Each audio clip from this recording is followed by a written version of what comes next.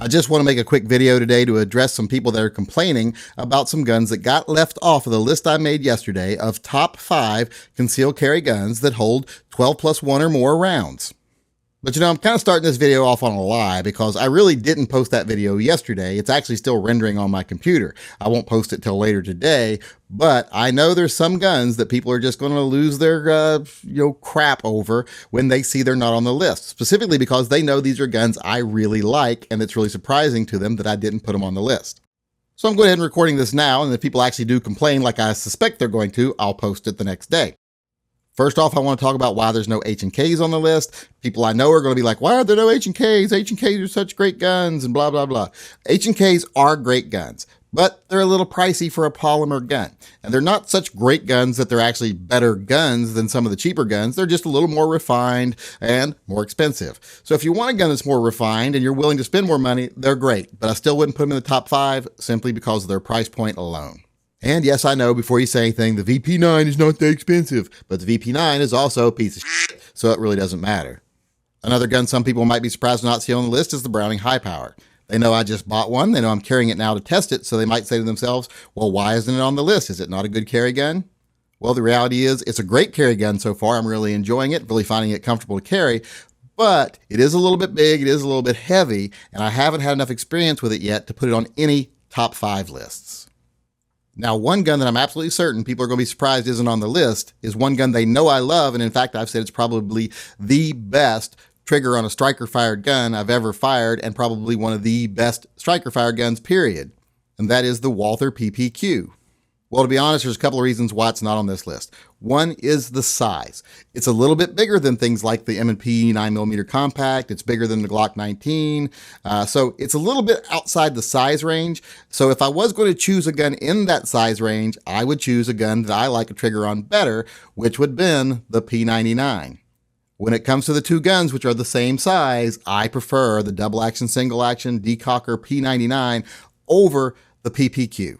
And therefore the PPQ, because it's a little bit on the larger side and because there's a gun very similar to it from the same manufacturer that has a manual of arms that I like better, it slid down the list a little bit. It would probably be at 6 or 7.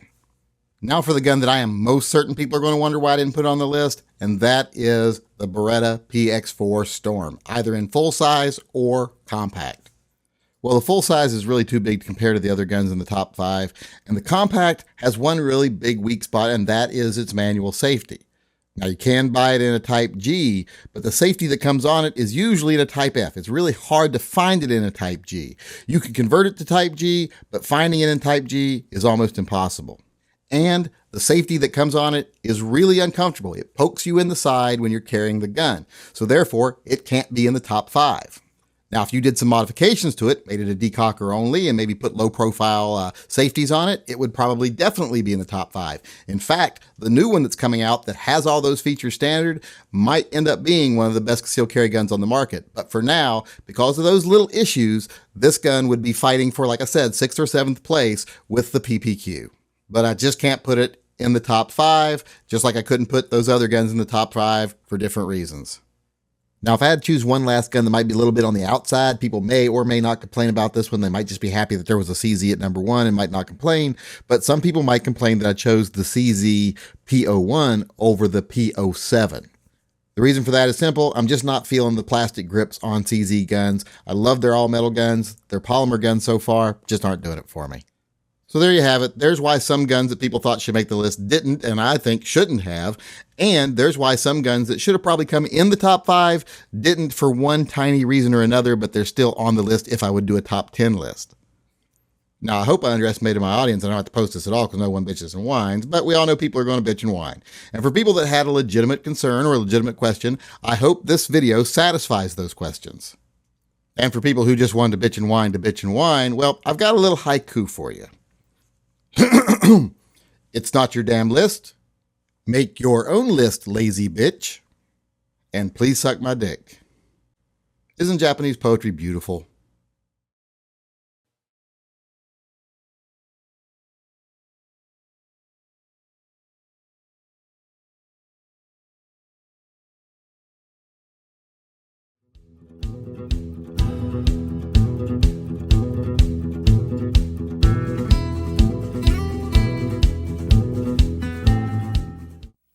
my real dad.